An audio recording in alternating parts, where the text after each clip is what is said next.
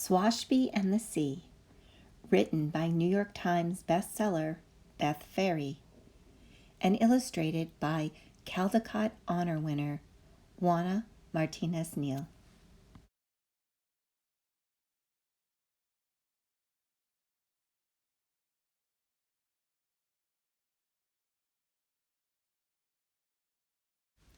Captain Swashby loved the sea. The sea and he had been friends for a long, long time. She knew him in and out, up and down, and better than anyone. So when Swashby retired, it was to a small house on a small beach, as close to the sea as he could be. Whenever he needed something, the sea provided exactly the right thing at exactly the right time. Life was just the way Swashby liked it, salty and sandy and serene. Until squeaks and squeals sprang from the empty house next door, which was no longer empty. It had been commandeered by a girl and her granny, who planted umbrellas, scattered beach chairs, and boarded Swashby's deck without permission. Swashby battened down the hatches, hid when the doorbell rang, and fed their oatmeal cookies to the gulls. He didn't need neighbors. He didn't want neighbors. Neighbors were nosy, a nuisance, annoying. So, in return, he left a message written clearly in the sand. No trespassing. Which the sea fiddled with, just a little bit. Sing, the girl read, and did just that. She sang every song she knew while dancing up and down Swashby's deck. "What now?" she asked. "Now vanish," Swashby wrote later that evening, adding a starfish exclamation point. And the sea fiddled just a little. "Wish," the girl read, picking up the starfish, and did just that. She closed her eyes and began, "I wish—" "No, no," Swashby interrupted, stomping down the steps.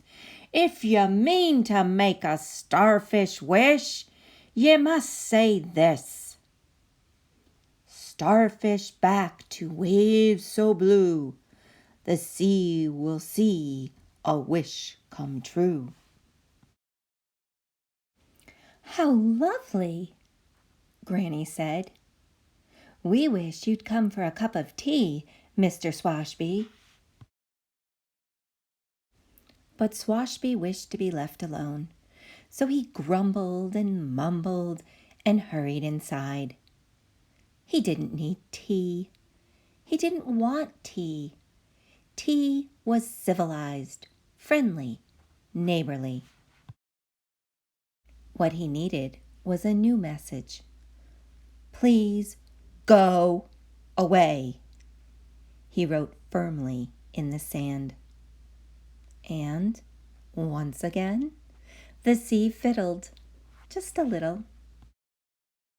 "Play," the girl sounded out, and did just that, with Swashby's shells and stones, with his buckets and shovels. But her towers kept falling. "Barnacle bottoms," Swashby muttered, marching out. "You're doing it all wrong. You must not use the sun-baked sand. It's the sea sand does the trick." And he showed her how to dig for the wet sand below. "Thank—" But Swashby was gone. Before long, amazing sculptures decorated the beach. "It's the clam shells ye should be using," Swashby called from inside. "Come play, Mr. Swashby," the girl called back. "Swashbys don't play," he answered, banging the shutters. So the sea decided to meddle more than just a little.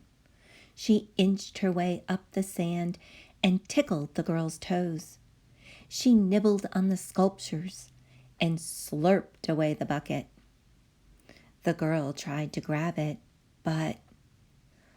"Look at me!" the girl called. "Look at her!" Granny gasped. "Oh dear! Look at her!" Granny hurried to the water's edge, but Swashby was already there. "What are ye up to, ye great salty imp?" he asked, scooping up the girl and the bucket. With a great big wave, the sea delivered the pair back to shore.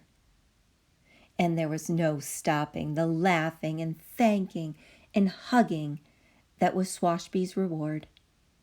"I see what ye did," he whispered to the sea as he was whisked away to celebrate. After that, it was easy for Swashby to have tea with the girl and her granny, and ice cream, and lobster, and s'mores on the beach. It was easy for him to share his special sea glass. It was even easy for him to see that neighbors could be fun and friends and family. And when he had a moment to himself, Swashby carved a heartfelt message for the sea. "Thank ye, friend," which the sea fiddled with just a little bit.